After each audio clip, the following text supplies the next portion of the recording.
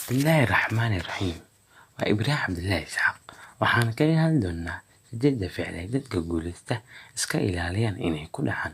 Lambar kow, ma laha hamiyo badan oo isbarbar socda. Lambar labo, ma sameeyaan hadafyo iyagoo aan samayn sida ay u kala muhiimsan yihiin. Lambar saddex, kuma socdaan qorshe la'aan. Lambar afar, ma dejistaan hadafyo aan macquul ahayn. Lambar shan, ma dejistaan hadafyo iyagoo aan ogaanin faa'iidada ugu jirta. Lambar lix, kama soo sheegtaan waqtiga. Lambar todoba, ma dhegeystaan hadallada dadka qaar ay dhahaan.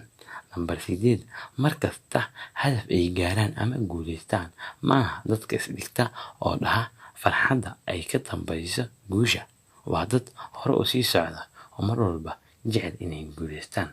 Mar walba dadka guuleysta markay gaaraan hami weyn oo lahaayeen ama u istaagaan ama ay ku mashquulaan farxaddooda, balse waxay sii dejistaan qorshe kale dheeraad ah ay ku guuleysan lahaayeen.